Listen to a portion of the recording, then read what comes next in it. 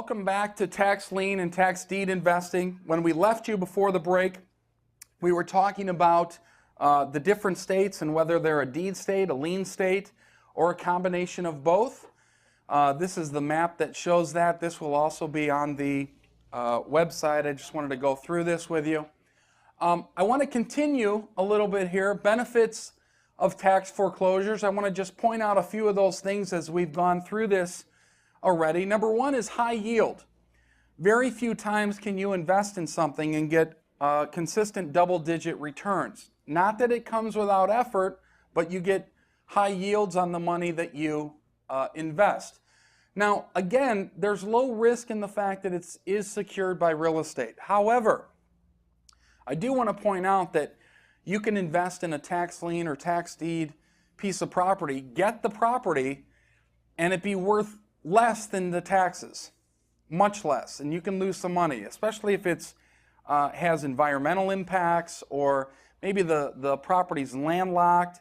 You must do your due diligence on it. It's very, very important that you set that up. Yes? Landlocked. It's a lot surrounded by other lots, so it doesn't have ingress or egress to your particular parcel. Okay?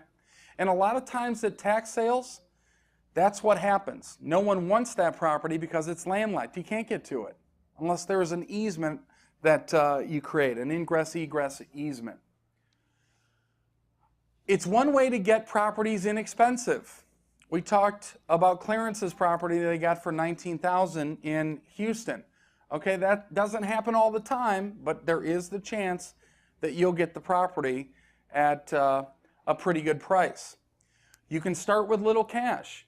You can invest in tax liens or tax deeds in those areas for as little as a few $100s. Now, that's obviously not going to give you a ton of money with your return possibly, but you can start with that a little amount of money. You don't need a large amount of money to get started. Tax deductible travel.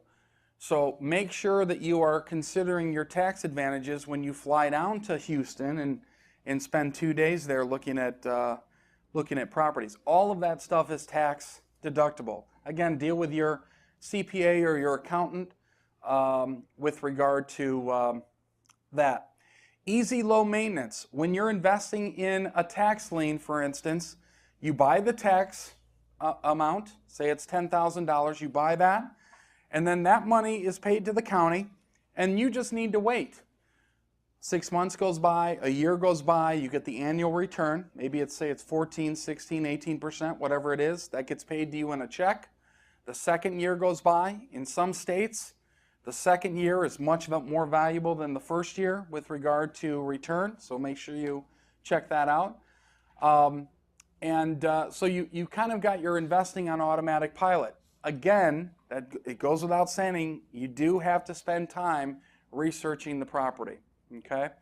And then eventually, if it gets to the point where you're going to actually get the property, again, you're going to have to do some things like the quiet title work that we talked about earlier today, possibly some property management activities, things like that. Okay? Questions with that at all? No? We're good? Okay. Yes, Louise. Okay, while this is all going on, you are paying the taxes? Yes. Current taxes? Yes. Okay. You are paying the taxes on that. Of course, that gets refunded to you as well. Any expense that you have in there that you are supporting that property and maintaining that property gets reimbursed back to you. Yes? Should you insure the property? Good question. Should you insure the property? You know, I think if you have an equitable interest in the property, as you do, I think insurance would be a good thing. You might have some people tell you differently because you don't actually, you know, own the deed as of yet, but you have an equitable interest there. So that would be a great question for your insurance agent, okay? Definitely if you're in a deed state and you get the deed to the property, I really recommend getting insurance. But the lien side of it, you do have an equitable interest. Make sure you talk to your insurance agent on that to make sure that interest is being insured. Good question. Anything else? No? Okay. Yes?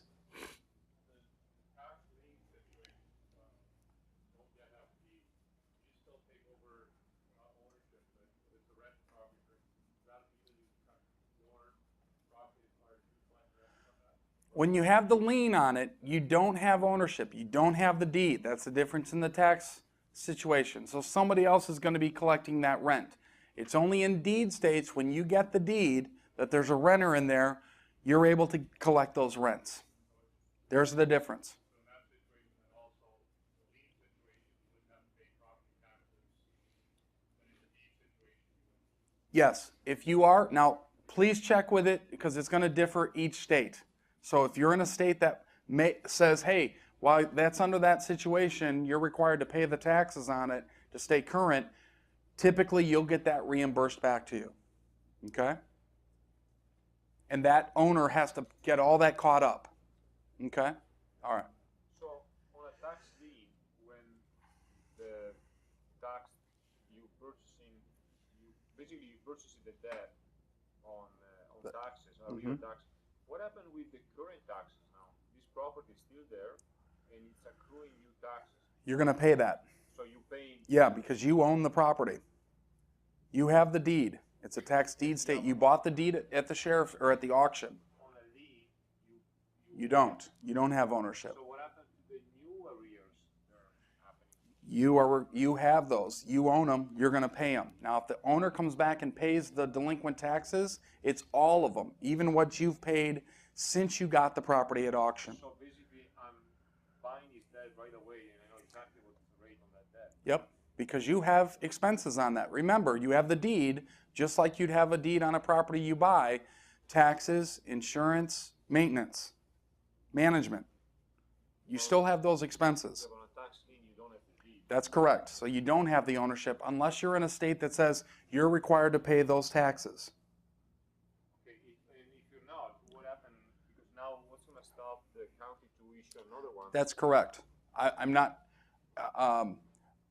it depends on what state you're in. Like this is a tax lien state. You're going to have to pay those taxes. I can't think of one that won't make you do that. Okay. But I want you to do the research on that. Because somebody will say, John, I invest in Montana. And in Montana, that's not the way it is. Okay? Yes, you're going to have subsequent taxes going, and you're going to have to pay those. But you'll get reimbursed that back. Good questions. Yes, VJ. Not the taxes retrospective. Yes, all the taxes. You buy it at tax lien, all those expenses you're going to have to pay.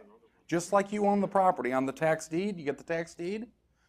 You've got taxes that come up, maintenance, management. Talking about future, prior to that date when you acquired. Yeah, prior to that date, no. You don't. Absolutely not. Except the past due taxes. Yes. Past due meaning immediate. VJ, you're confusing me now. You're buying a tax deed or tax lien based on delinquent taxes. You're paying those delinquent taxes, right? But when you bid, let's say if it's a tax lien, it was a percentage. That's right. So you're talking Arizona now. So you go in and bid that tax lien. You're going to pay those past due taxes though, but you're bidding your interest rate on that. You got it? But the taxes paid before that, those are already paid. You don't have anything to do with those. You good? Whatever is unpaid becomes your. Right. So if in Arizona, there's a $20,000 tax bill due, you're going to pay that $20,000 and you're going to bid 16, 15, 14% on that $20,000. You got it? Okay. Yes.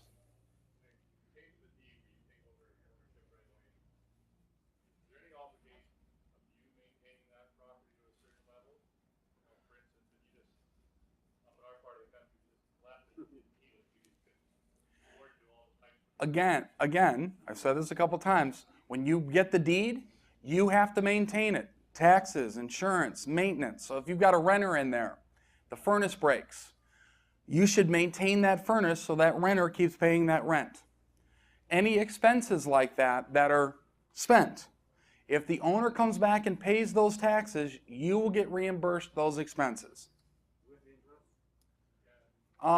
It'll depend on the county or state what the interest is. Oh, are we good? Well, the question really is not to say you don't have a renter, but are you obligated to keep that house at least in state? Not, you can't live here I would think you'd want to at least maintain it because if you do get the house, you want to have that in somewhat of a decent condition. If you put expenses in there to maintain it, you will get reimbursed back. I don't believe you're obligated to, but I think you should. Okay? All right. Good questions, but sometimes they're a little tricky. VJ? Taxes before and after, yeah, okay. We're good, we're good. Okay. Immediate ownership privileges, especially on the tax deed side.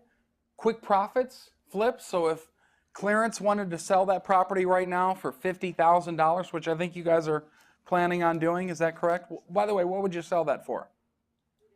You don't know yet? Okay. So you could sell that and take a quick, what's that? Get an appraisal? Okay. So you'd sell that, get a quick profit out of that.